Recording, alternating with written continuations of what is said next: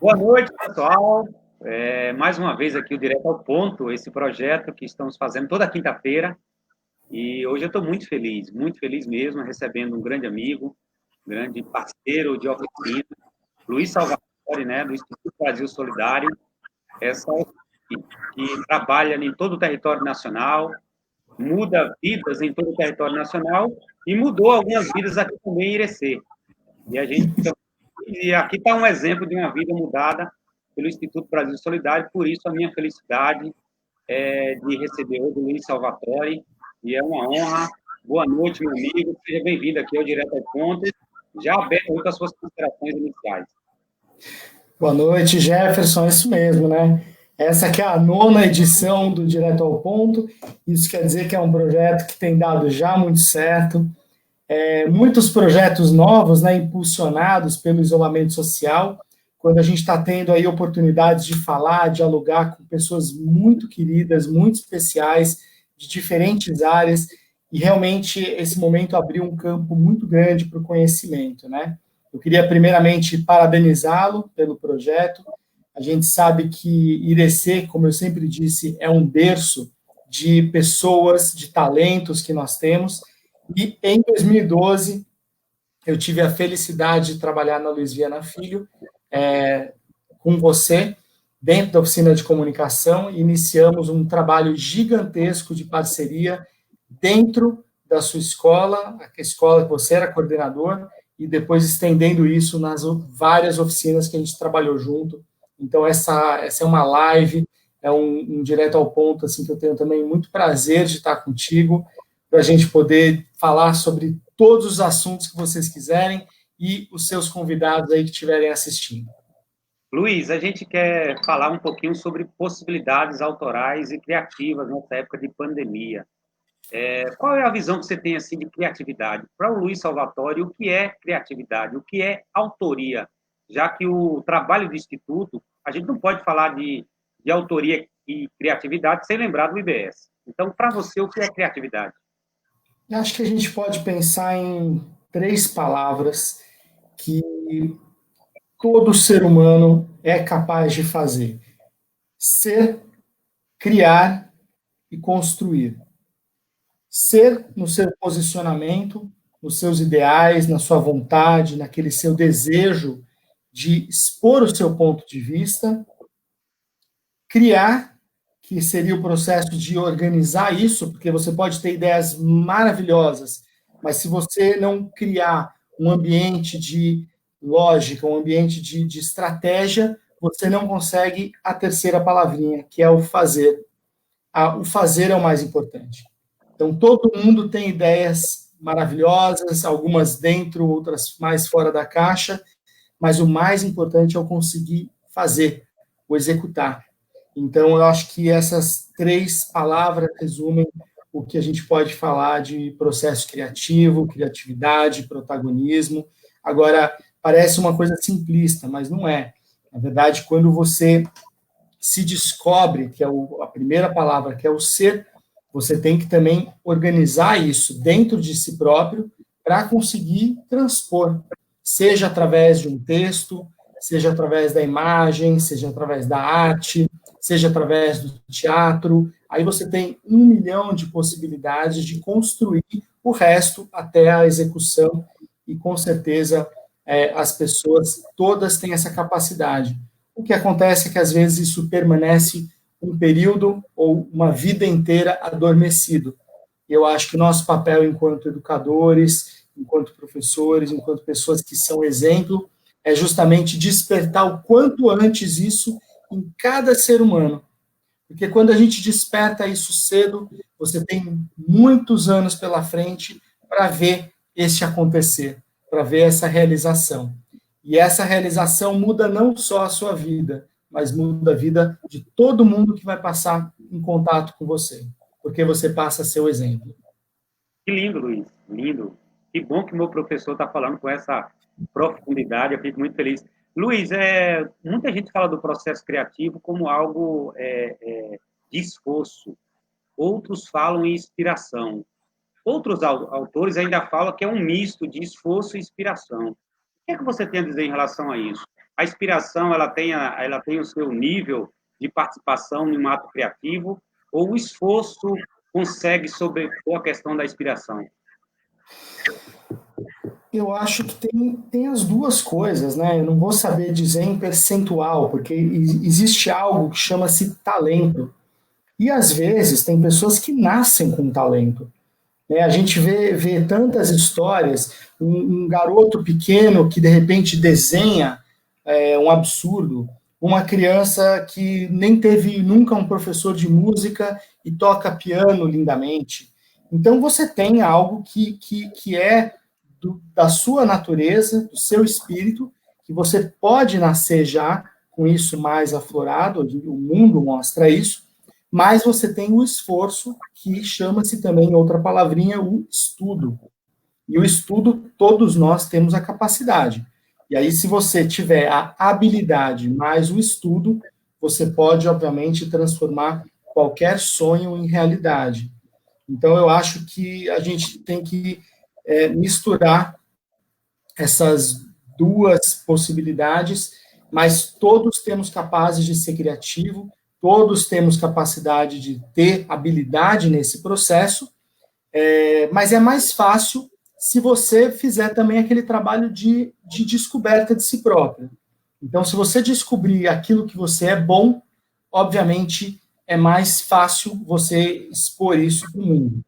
E isso não é uma aula, embora muitas vezes uma pessoa vê uma palestra sobre determinado assunto ou vê um filme e desperta. Mas aí eu acho que vem muito da persistência de cada um. Né? Pessoas persistentes conseguem, claro, com responsabilidade, com dedicação, com horas de trabalho.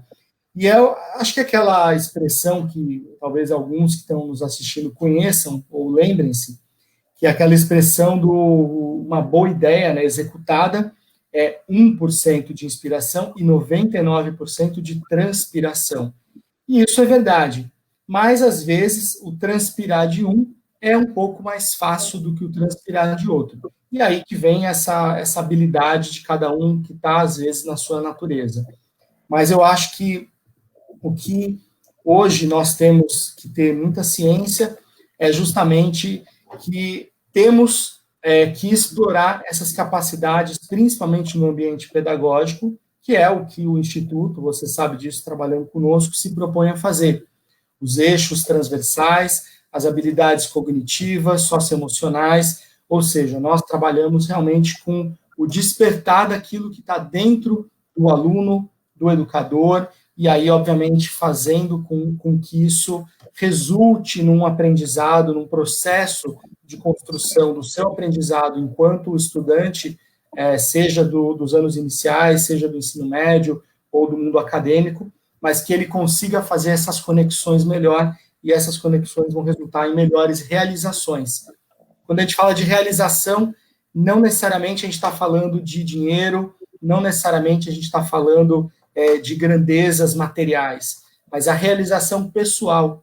Uma pessoa feliz, ela emana a sua felicidade para os outros. E essa inspiração é muito mais importante do que, às vezes, trabalhar pelo dinheiro, trabalhar pelo bem, aonde você se frustra o tempo inteiro por querer mais e mais e mais. E você, daqui a pouco, nem sabe mais o que você está buscando. E aí, eu acho que essa é a diferença do que a gente fala da questão do processo criativo. Ele está muito relacionado àquilo que você quer mostrar verdadeiramente. Que lindo. Luiz, hoje eu estava gravando mais um vídeo da série Sim, é Possível, né? Que é uma frase que eu gosto muito de falar. E hoje eu estava gravando o Eric Oliveira. O Eric Oliveira, ele começou outra pessoa que está agora na Rádio Vida, fazendo um programa de MPB. Ele entrou recentemente. Ele trabalhou 3 anos na Rádio Louisiana e participou da oficina do Instituto Brasil Solidário. E hoje eu estava gravando com ele, lá na rádio, e muito emocionado com tudo que eu estava vendo ali, gravando, ele fazendo um programa de maneira autônoma. Esse vídeo vai sair amanhã, gente. E eu estou editando esse vídeo. E eu queria te perguntar o seguinte: você tem noção do que o Instituto tem provocado em algumas pessoas? Pode citar aí o Givanildo, lá do Maranhão. uma pessoa especial que tem um trabalho de fotografia muito grande. A gente pode citar o Luan, lá de Cabaceiras, na Paraíba. A gente pode citar o Jefferson, do Alto Paraíso, o locutor, né, fazendo um trabalho. Você tem noção do que o Instituto tem provocado em relação à criatividade nas outras pessoas? O que é que você pensa sobre isso? Jeff, a gente consegue, assim, dentro desse ambiente do Instituto, existe um trabalho que nem todo mundo vê. As pessoas, às vezes, veem quem nos conhece do campo prático, da implementação, vê aquela determinada oficina, vê aquele evento acontecendo que dure dias ou anos, mas aquilo é mais palpável. Mas as pessoas não conseguem ver o que acontece antes e depois disso. Então, nós temos uma estrutura, vamos chamar de administrativa, que não é pequena. E essa estrutura administrativa tem também o dever de mapear alguns dos resultados, e são 8 áreas, né? A leitura, a educação ambiental, a arte, a saúde, a educação financeira, a cidadania, o empreendedorismo. Então, são muitas áreas, mas a gente conecta as histórias, e essas histórias vão acontecendo às vezes em curto prazo, mas a maior parte delas é a longo prazo. Eu acho que o mais interessante é que é tão transformador o processo que acontece dentro do programa e da maneira como nós implementamos, que a gente acaba tendo esses retornos. Agora, é claro que eu tenho alguns retornos, eu não consigo ter todos. E eu já parei muitas vezes para me perguntar qual era verdadeiramente o tamanho do impacto que foi construído nos últimos 20 anos do Instituto Brasil Solidário. Uma característica nossa é estar no campo. Então, a gente gosta, né? Nós estamos sempre no campo. Então, você tem uma estrutura que, querendo ou não, recebe e promove ações de acompanhamento, e nós mesmos temos o perfil de acompanhar os municípios. Então, não é uma única visita, uma única ação. A gente constrói possibilidades, mas a gente constrói relacionamento em cada um dos lugares. Porque muita gente também pergunta, poxa, não são muitas áreas, mas é difícil entender o que vocês fazem. Nós temos um trabalho integral e integrado. Então, desenvolvimento do ser humano por meio desses eixos de desenvolvimento cognitivo, socioemocional, com 8 áreas que se conversam. Quando nós pegamos um município, e aí a gente pode fechar a nossa história por uma escola, inevitavelmente nessa escola, seja ela pequena, média ou de grande porte, nós teremos 3, 4, 5 educadores que ficam completamente apaixonados por uma ou outra das áreas ou por todas as áreas. E eles vão virar leais escudeiros, defensores da continuidade do trabalho. E essa continuidade pode ser vista não só nos depoimentos, mas na mudança de comportamento dos alunos, que é justamente o principal daquilo que nós queremos, a mudança de comportamento dentro e fora da sala de aula. Então, naturalmente, as histórias retornam. Agora, se você me falar, me dê um número, é impossível a gente dar um número do nosso trabalho de impacto em relação tanto à criatividade quanto em relação às possibilidades. Mas nós temos muito orgulho de ter jovens hoje, 10 anos, 15 anos depois, que a gente continua acompanhando e que foram encaminhados ou para o mercado da comunicação, ou para a medicina, ou para a própria profissão da educação. Então, é muito interessante que a gente tem dimensões reais do impacto, mas a gente não precisa medir, porque seria impossível ter uma medição numérica do tamanho desse impacto. Luiz, me permita mandar um alô aqui. Eu estou percebendo aqui, eu não sei se eu vou conseguir responder todas as perguntas aqui. Kíria, lá de Barreirinhas, está nos acompanhando aqui. Um abraço, um beijo, Kíria, uma pessoa especial. Maurílio Barbosa, Maurílio, rapaz, nos acompanhando aqui na live. Olha que emoção, não? Scooby-Doo! Maurílio, um beijo. Tássio, lá de Trapateua, lá do Pará. Tássio. Mike Sena, Danete, queria dizer que concorda com você, né? Kelly Carine, professora Kelly Carine aqui de Irecê acompanhando. e a Escola José Francisco Nunes, Luiz. Todo mundo acompanhando lá, na Escola José Francisco Nunes, lá, base 2, aqui em Itapicuru. A gente fica muito feliz com isso. Luiz, deixa eu te falar, como é que funciona a questão da criatividade em época de pandemia? Eu estou acompanhando trabalhos lindos seus de fotografia. Você está postando coisas incríveis que você faz, incríveis, incríveis. Claro que eu não fico surpreso, porque eu sei do seu potencial. A única surpresa que eu tenho é que você está fazendo isso no espaço de isolamento social. Você está isolado socialmente e você está fazendo coisas incríveis. Como é que você consegue ter inspiração em uma época como essa? O que é que você está fazendo aí de diferente? Porque está saindo registros incríveis, incríveis, mesmo você isolado aí no seu espaço. Conta um pouco para a gente dessa experiência. Chefe, vamos lá. Essa é uma resposta bem ampla. Vamos tentar debater um pouco sobre ela. Acho que a primeira coisa é a gente falar do ambiente que nós realmente trabalhamos. Então, a pandemia, ela expôs no nosso país um abismo muito grande de acesso tecnológico. Então, a gente tem conversado muito com gestores públicos, né, com vários grupos, foram construídos, inclusive, grupos só de secretários, onde a gente tem mantido um diálogo, e a gente, infelizmente, tem que entender que as zonas rurais, elas ficaram mais negligenciadas devido ao acesso, mas as zonas urbanas conseguiram, de alguma maneira, trabalhar uma aula online, e os professores se gravando e tudo. Agora, então a gente tem esse cenário, ele tem que ser colocado para a gente chegar num ponto importante aqui. Eu acho que dentro do ponto de vista da educação, para aqueles que estão tendo acesso, nós ainda estamos muito tímidos no que a gente pode falar de criatividade em tempo de pandemia. Então, eu acho que, já que é novo, já que é diferente, e o Instituto sempre trabalhou muito fora da caixa, eu acho que a gente poderia, enquanto educadores, falando como educador para educador, eu acho que a gente poderia abusar um pouco mais dessa criatividade, a gente poderia fazer um pouco mais diferente, não simplesmente pegar o meu celular ou a minha câmera e gravar a mesmíssima aula que eu já dava, e agora querer que os meus alunos assistam aquilo ou num computador pessoal da família ou num celular.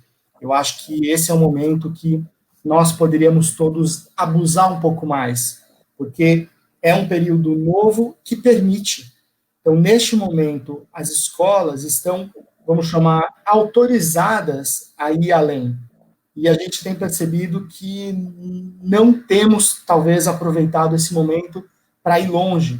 Claro que eu não estou falando para todo dia fazer uma aula fora da curva, mas a gente pode, uma vez por semana, fazer algo totalmente diferente, porque os ambientes virtuais, para quem tem acesso, eles estão nos abrindo leques muito incríveis, e a gente deveria explorar um pouco mais isso para os nossos alunos, e eu acho que este é o momento certo para a criatividade pedagógica aflorar.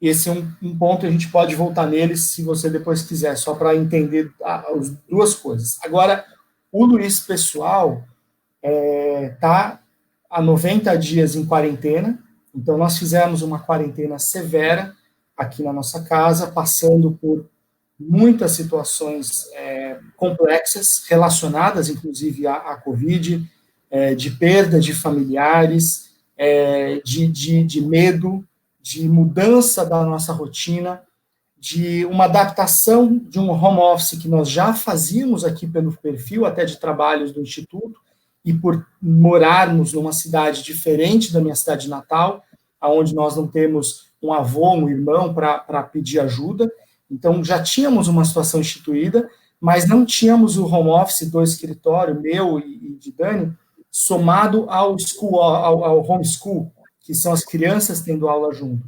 Então, isso trouxe um cenário extremamente desafiador, que não é fácil, onde você tem que trabalhar muito, como já trabalhávamos, porém sendo interrompido o tempo inteiro, e não há como dizer que isso não é complexo, porque é o suporte para o filho, dinâmicas que o tempo inteiro você não tem mais aquelas 2, 3, 4 horas que eram mais tranquilas. A gente não tem, é o que eu brinco. Hoje, 99% do meu tempo é dedicado ao trabalho, à família, a resolver problemas e estar trancado dentro de casa nesse período que foi a nossa quarentena, e principalmente de 90 dias, sem colaborador em casa, sem ajuda. Então, soma isso à limpeza, soma a todos os desafios que até então tínhamos pessoas para ajudar. E o que acontece? Nesse 1% de tempo que eu tenho, eu decidi resgatar coisas que eu não conseguia fazer antes da pandemia. Por exemplo, a fotografia. Então, a minha criatividade foi olhar para o que eu tenho dentro da minha casa, o que eu tenho aqui no terreno do lado. Então, essas fotos bonitas que você comentou, é a florzinha que nasceu aqui da minha rosa do deserto, é o mato que está aqui atrás, que quando de manhã começa as aulas das crianças, eu dou um rápido passeio, um giro aqui de 10, 15 minutos em distanciamento, porque a gente mora num ambiente que não existe esse contato, então que eu consigo olhar o orvalho que caiu naquela madrugada, e eu fui com olhar fotográfico para absolutamente tudo que eu podia fazer nesse 1%. Então, foram fotografias de 3 luas cheias, foram estações espaciais passando aqui na porta, no telhado de casa, foram os animais, a fauna, a flora. Eu peguei todas as minhas lentes, abri na mesa de jantar e eu falei, isso aqui é o meu brinquedo. Então eu estou fazendo um negócio para as crianças, mas eu vi alguma coisa ali fora, eu pego a câmera e faço uma dessas fotos exatamente enquanto estão gritando ali pedindo ajuda. Então foi uma coisa de se reinventar.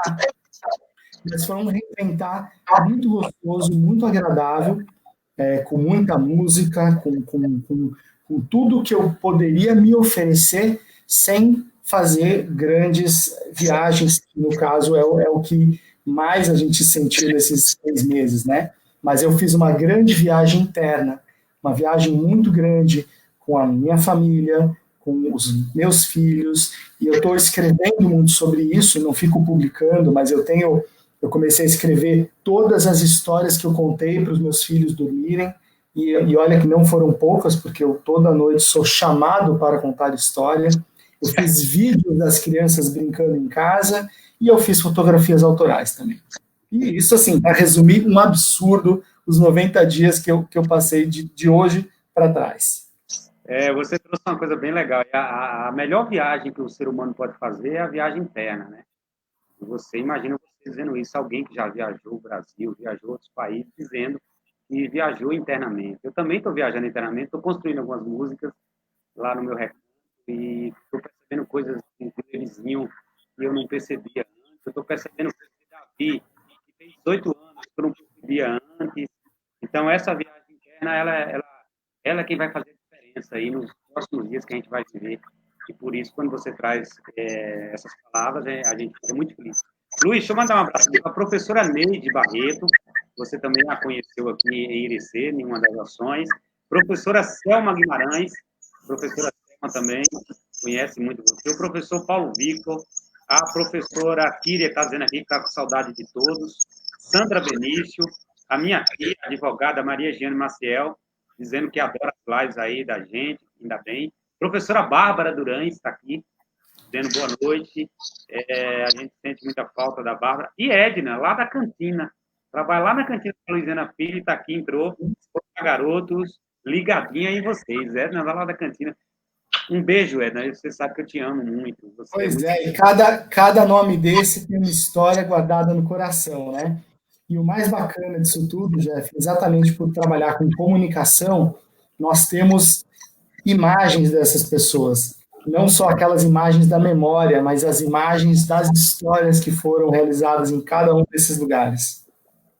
Luiz, uma das principais características do Instituto Brasil Solidário é a presença, né? É um instituto, um hospício presente. Todas as cidades que o Instituto trabalhou, pelo menos as que eu acompanhei, eu vi uma presença muito forte de vocês, da gente. Quando eu falo vocês, a gente, eu estou incluído no meio também. Como é que o Instituto está se organizando nessa época? Porque as características do Instituto é fazer essas visitas, é conversar com o diretor, com o coordenador, com os professores. E o diferencial do Instituto nas formações é que na sala nós temos alunos, professores, coordenadores e pessoas da comunidade. Como é que o Instituto está se organizando para suprir minimamente essa ausência presencial? Bom, acho que na primeira semana, quando aconteceu o cancelamento das aulas públicas e privadas, eu acho que foi muito rápido uma decisão de lançar um projeto novo, que naturalmente não teria outro nome, que é o Diálogos IBS. E a ideia foi, assim, sentar com algumas pessoas, entre aqueles que a gente já mantinha um convívio em cidades diferentes do país, mas também chamar uma oportunidade de diálogo com escritores, técnicos da área ambiental, outros fotógrafos. Então, acho que esse foi um primeiro passo muito rápido que a gente deu de montar conteúdos que pudessem, de alguma maneira, subsidiar ou incentivar os educadores ou a usar esse conteúdo na íntegra ou aproveitar esses momentos para justamente começar a se ambientar dentro dessa experiência virtual, porque, afinal de contas, isso foi uma novidade para todo mundo.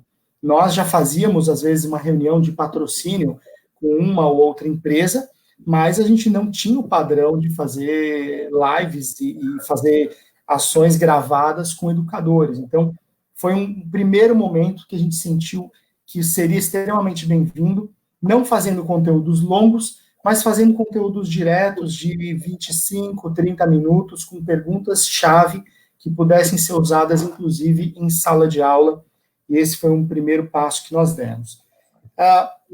Em 2020, nós tivemos uma característica um pouco diferente, talvez, dos anos anteriores, e isso foi resultado de um trabalho muito grande, que você, viajando conosco, sabe. Nós tivemos uma entrada principal dos projetos de 2020, ainda em 2019, que é uma coisa extremamente difícil em um ambiente de terceiro setor, que é o que a gente chama de segurança, né? Nós não temos uma segurança, por mais que você tenha um contrato, amanhã, se você tem uma ruptura, ou simplesmente você não recebe mais aquele patrocínio. Mas o que aconteceu é que nós estávamos em 2020 com projetos extremamente grandes e todos já em execução. Então, uma expansão significativa dos jogos Piquenique Bons Negócios de educação financeira no Brasil e fora do Brasil. Nós temos ainda um projeto grande com o setor de energias eólicas, construindo uma escola técnica, isso em Serra do Mel, fora a manutenção de outros projetos que foram construídos nos últimos 4 anos com a Ecoenergia. E nós tínhamos e temos ainda o compromisso de levar o método do Instituto, mesmo que chegou a IRC no ano de 2011, 2012, levar ele para mais 5 regiões do Brasil, com os outros financiadores, com a Bayer, com o Veirano Advogados, com o Palmeirinha, enfim, com o HSBC, que entrou esse ano, com o staff de importantes empresas que estavam confiando nessa expansão. Então, nós teríamos um ano absurdo de trabalho. Nós já teríamos, em junho, agora executado muita coisa. E, de repente, por um motivo externo, houve uma paralisação inevitável, e essa paralisação nos incomodou, porque é uma paralisação de incerteza, não mais de um patrocínio, mas é uma incerteza global, aonde você teve o cancelamento de aulas presenciais e não existe um consenso de quando e como essas aulas voltam. Então, nós decidimos não ter um ano de 2020 perdido. Nós decidimos investir num sistema EAD, de ensino à distância, porém, isso exige uma reformulação metodológica dos nossos materiais. Então, nós entramos já há 2 meses e meio numa nova produção na área de leitura, na área ambiental, na área da educação financeira, planejando para que tudo isso aconteça no segundo semestre. E, claro, não será um formato que substitui a visita presencial, mas, como tem orientado minha equipe, nós temos a obrigação de sair mais fortes e melhores. E como que a gente vai sair mais forte e melhor? Estudando. Então, nós fizemos um trabalho gigantesco de reorganização das nossas áreas, planejando elas para um formato EAD, que, no final das contas, será aplicado para muitos dos lugares que estavam na previsão presencial. Isso quer dizer o quê? Que quando chegarmos na visita presencial, a gente já construiu um alicerce mais forte do que o que antes a gente conseguiria construir. Então, é muito provável que esse novo formato venha a ser incorporado efetivamente ao que é o nosso programa de desenvolvimento da educação. Então, foi um trabalho, está sendo um trabalho muito grande, mas foi a principal maneira que a gente encontrou de se reinventar. Muita gente poderia ficar parado, e acho que muita gente ficou parado. Tem muita gente que ficou mais tranquila. Nós não ficamos tranquilos, nós ficamos inquietados, sempre, em como poder melhorar o projeto. E esse foi uma maneira que a gente encontrou de melhorar e de não deixar a nossa rede sem uma assistência, seja para a leitura, seja para as finanças, seja para a questão ambiental, das artes, da tecnologia. E temos algumas novidades também, porque nós partimos para a ideia de fazer o piquenique online, dentro do impulso muito grande do projeto de educação financeira. Nós estamos trabalhando o desenvolvimento de um piquenique online, que eu também... Tem uma plataforma, Luiz? Tem uma plataforma? Muito motivado, eu acho que vai ser fantástico, não pensando em expansão, não pensando em que alcançaremos tantos milhões de alunos com uma plataforma de educação financeira, mas pensando que teremos muito mais possibilidades pedagógicas e também de criatividade, que é o tema da pauta de hoje, porque nós teremos mais reflexões individuais e também coletivas acontecendo com o mecanismo online. Então, isso demora, não é rápido, nós já estamos desenvolvendo, mas vai passar por muito teste antes da gente poder oferecer. Porque uma vez que você oferece, você depois não consegue mudar tanto. Então, nós fizemos um trabalho enorme, inclusive de segurança digital, antes de sair para o lançamento disso daí. Mas é um projeto extremamente inovador para nós e que eu acho que vai ser um carro-chefe para 2021. Bacana. Antes de fazer a próxima provocação aqui, deixa eu mandar um alô aqui para o vereador Suezas, lá em Central. Um abraço, vereador Suezas. Ana Patrícia, Luiz, lá de Beberibe. Coordenador. Forte abraço aos dois. Beberibe sente saudades pelo trabalho lúdico e inesquecível. Nós também sentimos saudades. Eu tenho certeza que também. E Luiz está aí pertinho de Beberibe. Eu estou longe aqui na Bahia. Mas o Luiz está lá. Mas você sabe, Jeff, que às vezes o perto é distante, né? E eu já falei muito isso com a Patrícia, né? Já comentei com a Rosângela, enfim. É um perto distante. É uma ilusão, às vezes, a gente achar que está pertinho e pode ir lá. E aí eu falo por Crateús, por Tamboril, que são lugares, é aqui perto. Nós fomos consumidos por um trabalho tão grande nos últimos anos, e o que acontece é que você tem que dividir família com essas viagens, com o planejamento, com esse diálogo com o financiador, e isso é extremamente desafiador. Não é vontade, ou não é falta de vontade, né? Essa que é a verdade. Luiz, vamos mandar um alô também para a professora Eliana, lá de Gentil do Ouro. Professora Eliana está aqui. Que prazer te ouvir, Luiz Salvatore. Eu também tenho um prazer. Está aqui o mestre, né? E está aqui eu ouvindo, e é muito bom te ouvir mesmo. E eu queria te fazer uma pergunta da nossa área agora, da área de tecnologia. Você sabe que eu na área de educação e na minha dissertação eu falei sobre tecnologia, né? As temáticas que lá criação de plataformas. Eu nem sabia dessa pandemia, mas na minha dissertação já tem muitas saídas e muitas respostas para o que nós estamos vivendo agora. Eu te pergunto qual a importância da tecnologia e qual é a relação da tecnologia com a criatividade. Por que eu estou perguntando isso? Porque as pessoas acham que as máquinas funcionam sozinhas. Quando a gente tira uma boa foto, por exemplo, as pessoas perguntam qual é a nossa máquina, né? Nem lembra do enquadramento, não lembra que nós trabalhamos a questão da luz, a questão da sensibilidade, da flexibilidade. Qual a importância da tecnologia nesse momento, Luiz? E qual é a relação que a tecnologia tem com a autoria? No meu ponto de vista, isso a gente fala muito nas oficinas de foto, né? nós somos privilegiados, assim, pela nossa idade, né, nós não somos adolescentes, nós já temos uma maturidade, mas no caso da fotografia, eu passei pela fotografia analógica, tive uma boa experiência profissional, inclusive na foto analógica, até chegar num ponto que o digital estava fazendo o seu espaço, de fato, ser conquistado nesse ambiente da fotografia, e claro que o vídeo caminhou muito junto, e aí você pode fazer toda a analogia para rádio, para equalizações, para efeitos de voz, enfim, tudo. Eu comecei a falar de foto, mas tudo foi caminhando junto para mudanças que tornaram, obviamente, um pouco mais fáceis e acessíveis você conseguir montar ideias criativas. Então, quando nas aulas de foto nós falávamos do custo de uma fotografia, né, o custo do equipamento, depois o custo do filme, depois o tempo de você revelar, o custo da revelação, o custo da ampliação. Então, olha quantos processos foram encurtados, né?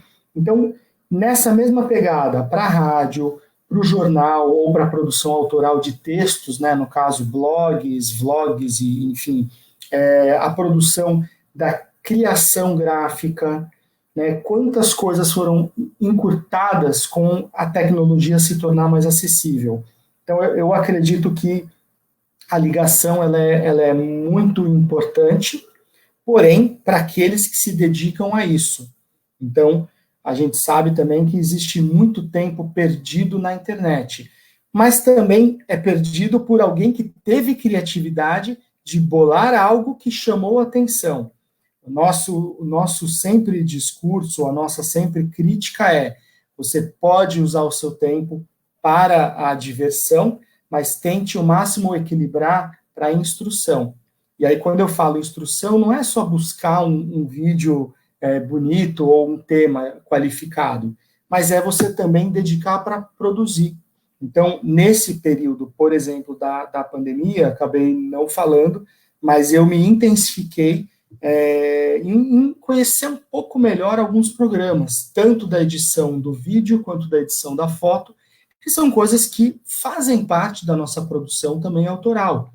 Então, defendemos que a boa foto é feita no momento, defendemos que sim, mas você também pode trabalhar a criatividade, você também pode trabalhar a construção autoral, fazendo pequenas brincadeiras, fazendo melhorias.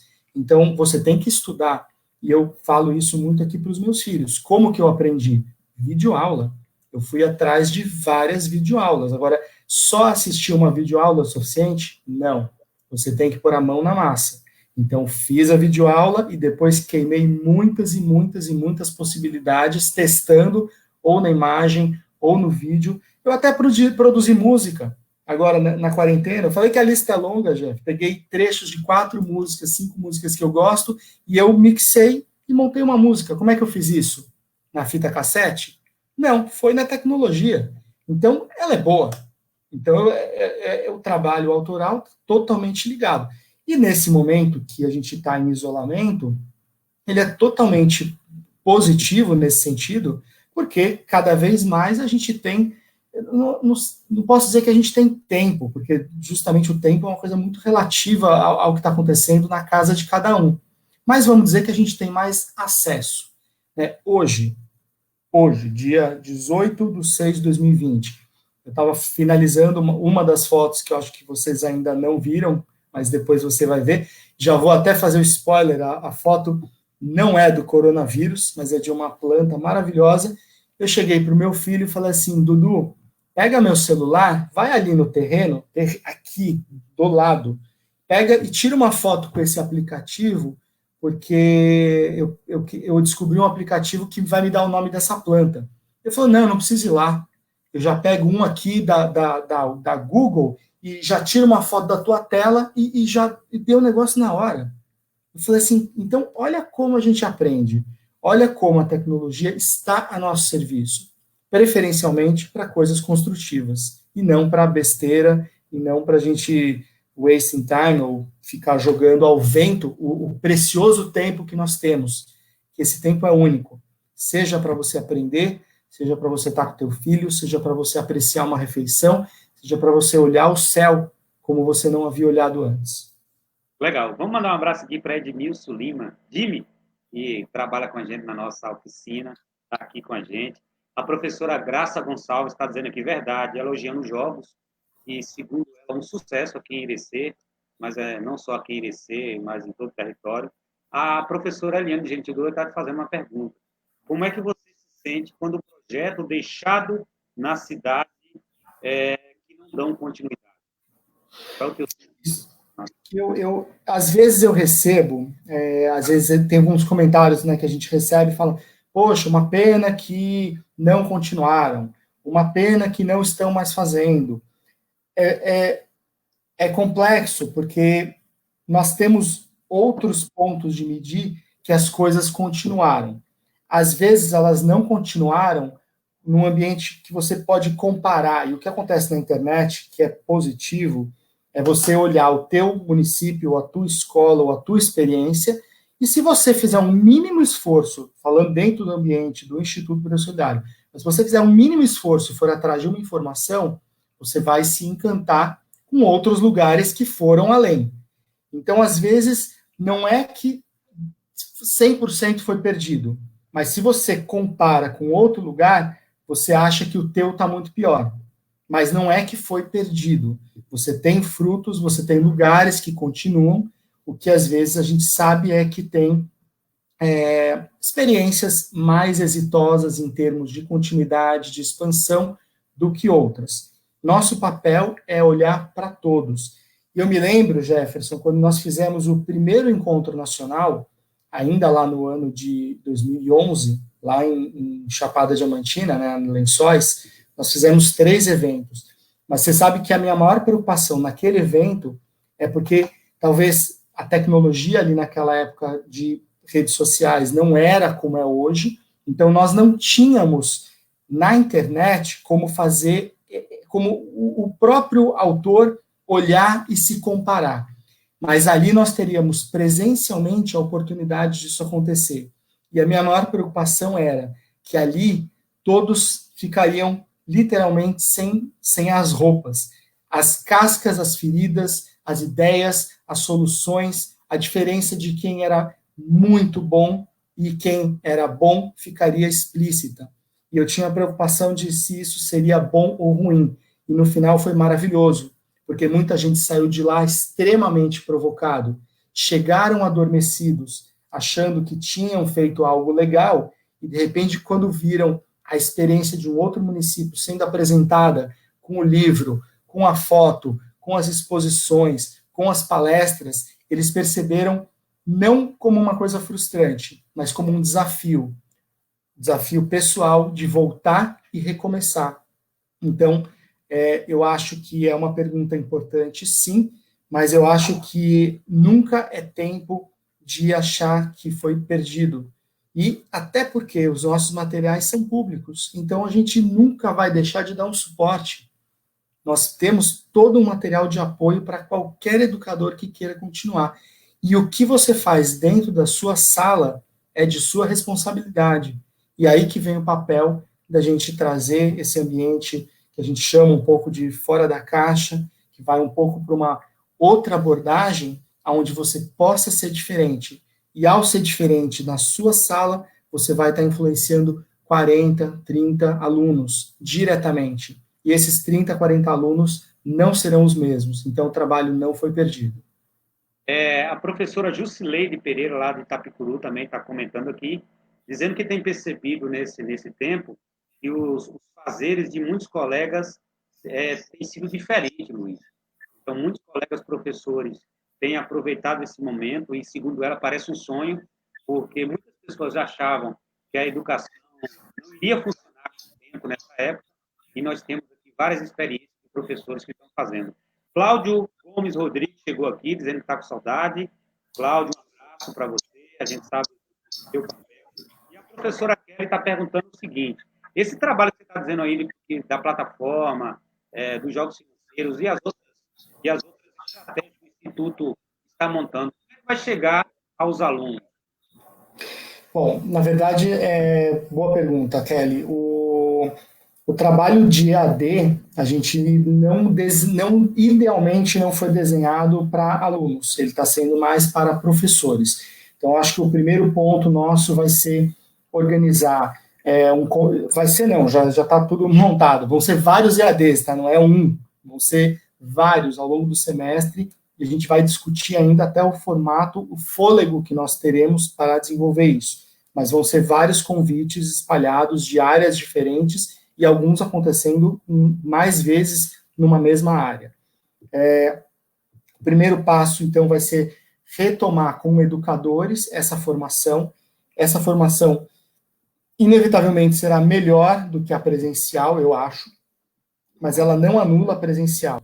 Então, a gente vai trabalhar primeiro com os educadores, sentir como é que isso vai funcionar, imaginando que estamos dentro do conceito que o Instituto tanto acredita de formar multiplicadores, que são justamente os educadores que vão para a ponta do dia a dia com ideias, com conhecimentos diferentes, que possam aplicar, deixando aquela aula diferente, mais atrativa, com um linguajar um pouco diferente, talvez até usando os materiais que a gente vai ofertar, porque esses materiais, como vocês sabem, nós temos um financiamento privado, então a gente entrega eles gratuitamente para quem precisa, e a gente acredita que muitos dos materiais serão, inclusive, na íntegra. Jeff, você também é a prova disso, mas vários materiais serão na íntegra usados em reaplicação.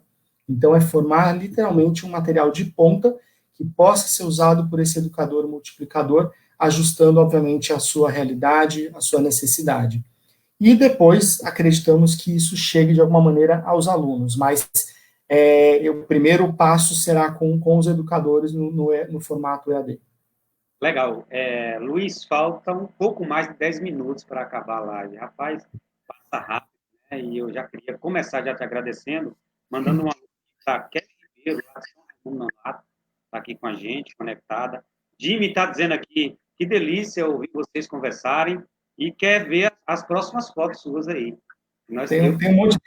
O Jimmy me cobrou, ele falou: o que vai acontecer depois dos 90 dias da quarentena, né? Porque eu fiz o meu diário da quarentena, entre reflexões pessoais e algumas coisas que aconteceram.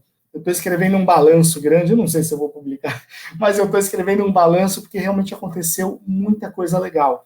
Mas eu pretendo continuar postando imagens. Eu acho que isso foi algo que eu tinha parado, né? Eu estava um pouco devagar com fotografia e isso me machucava, porque eu gosto muito do ambiente fotográfico, do ambiente cinematográfico, enfim.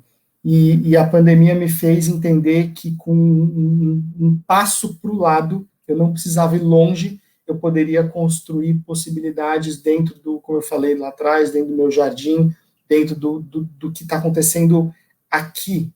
Não preciso ir longe.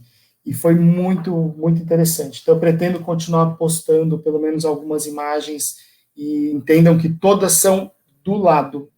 Nenhuma está sendo feita em viagem, todas são feitas aqui próximo. Por favor, continue postando, que eu fico esperando. O que é que ele vai postar hoje, Eu estou muito feliz com a produção. Eu não estou surpreso. A única surpresa é que você está produzindo isso no isolamento social, no teu espaço. E isso que é a parte bonita disso tudo. Luiz, e em relação à humanidade, vai ficar algum ensinamento, vai ficar alguma aprendizagem desse período? Quando passar, o que é que a gente tem vontade de positivo nesse vendaval que estamos passando aí, literalmente, no Brasil inteiro?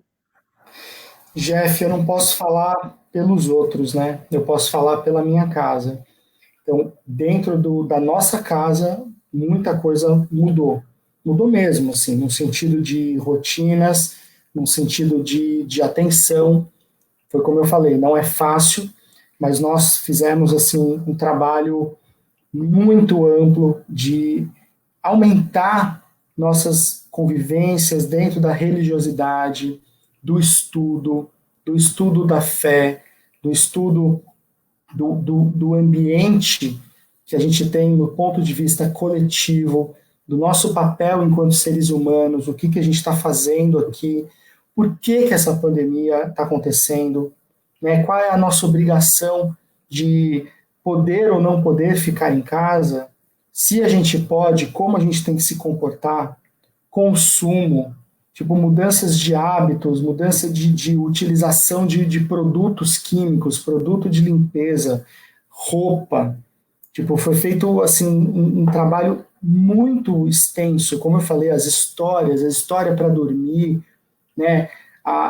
Eu não tive nesse período tempo para algumas coisas que muita gente eu sei que às vezes se dedica. Eu vou ver a série lá da Netflix, eu vou ver os filmes, eu vou ver tantas, 1 bilhão de lives. Isso, na minha realidade, não tem como. Eu consegui fazer pouquíssimas coisas pessoais, mas eu acho que o maior aprendizado foi justamente esse sentido coletivo dos valores da família, da compreensão da perda. E eu quero acreditar que muitas famílias fizeram também uma reflexão. Algumas mais para um lado, outras mais para outro, mas aqui dentro a gente fez um trabalho muito amplo, estendemos esse trabalho para a equipe do Instituto, a equipe que está no dia a dia produzindo. Alguns, obviamente, a gente percebe que absorveram com mais profundidade, outros com a profundidade que lhes é cabível. Não estamos para julgar ninguém, a gente tem as mesmíssimas oportunidades acontecendo. Cada um está aproveitando da maneira como enxerga. Mas eu quero entender que teremos um mundo melhor, senão não fez sentido. Agora, é preocupante? Com certeza. Nós que estamos acostumados a tantas viagens, a tantas histórias, pegar passarinho que está voando e colocar na gaiola. Então a gente teve que encontrar um ambiente maravilhoso, um cenário lindo, imaginando que não existe essa gaiola, embora ela exista. Nós estamos impossibilitados de fazer muita coisa, mas você muda suas prioridades. E eu acho que isso é um dos pontos importantes que todas as famílias que de alguma maneira passaram, estão passando a quarentena mundo afora, devem estar tendo uma reflexão. Agora, a gente tem, obviamente, a preocupação de que no Brasil as coisas não são aparentemente tão controladas e a gente acha que isso pode gerar um custo mais caro para o país. E aí eu não estou falando só de economia, mas justamente dessa mobilidade urbana, aonde o Instituto trabalha com mobilidade. Nós andamos, nós temos formadores, um vem do Rio de Janeiro, outro vem do interior de São Paulo, outro vem do Santa Catarina, não importa de onde vem, outro vem da Bahia. Então, como é que eu vou fazer essas pessoas ficarem circulando num país que a Covid está espalhada a cada hora num canto? Então, a gente tem essa preocupação de quanto tempo demoraremos para uma certa normalidade de segurança para poder trazer gente de cantos diferentes para promover aquilo que nós fazemos. Mas eu acho que esse é o ponto de vista mais global, é um ponto de vista mais do que está acontecendo no país, mas as lições vão ficar para sempre e elas têm que valer a pena.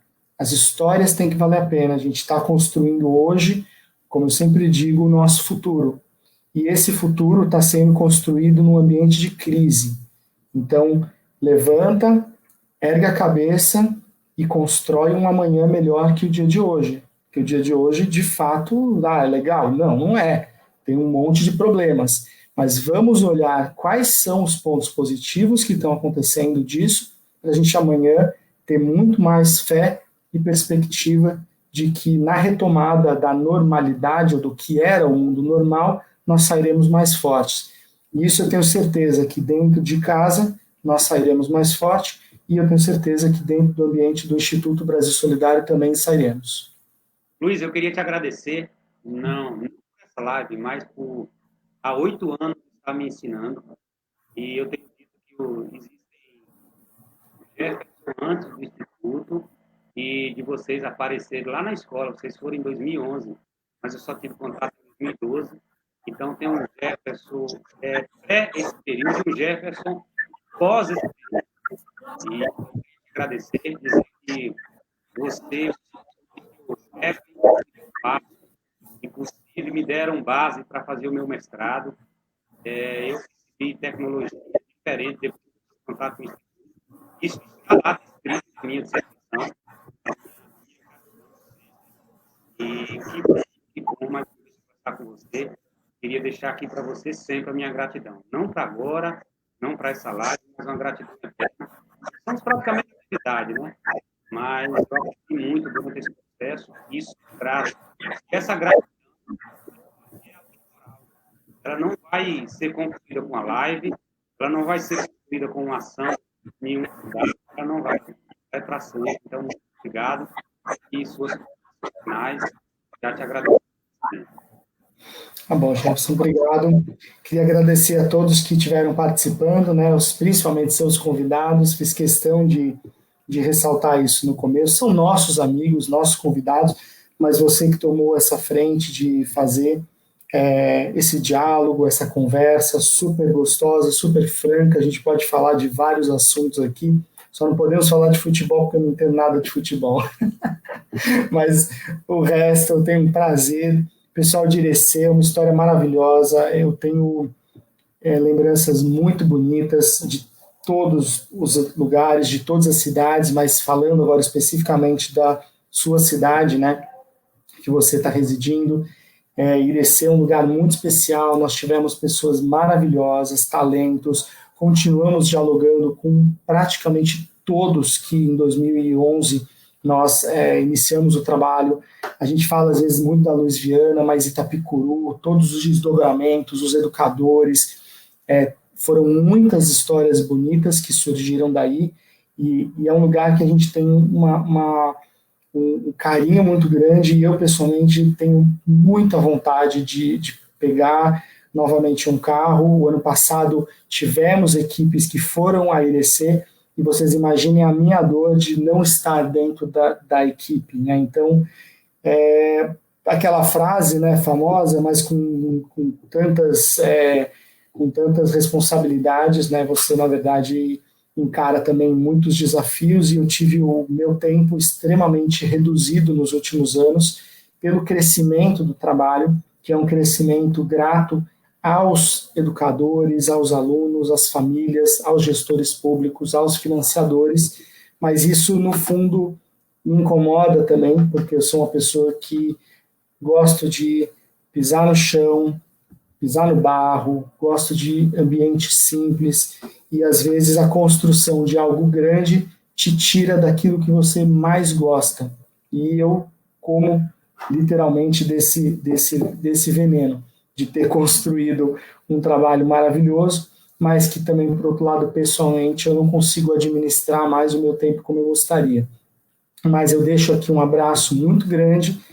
Gostaria muito de visitá-los novamente. São várias cidades aí na região da Bahia, né, que nós temos, e eu tenho certeza que o momento certo que isso vai acontecer vai chegar, e que a gente vai ter o mesmo calor, e até melhor do que agora. A gente vai poder dar um abraço, vai poder dividir um mesmo copo de café, e não vai ter essas preocupações tão chatas aí que estão rolando em relação ao distanciamento social.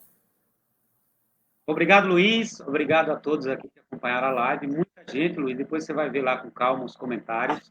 Agora, no final, não deu tempo, porque a gente fez o projeto, nós escrevemos para 1 hora, para também não ficar cansativo, para que também não fique exagerado. Muito obrigado. Um beijo no teu coração. Um beijo aí na família toda. Dani, as crianças. Nós estamos com muita saudade, mas uma saudade machuca, porque a gente sabe que breve estaremos todos juntos. É isso mesmo. Valeu, gente. Obrigado.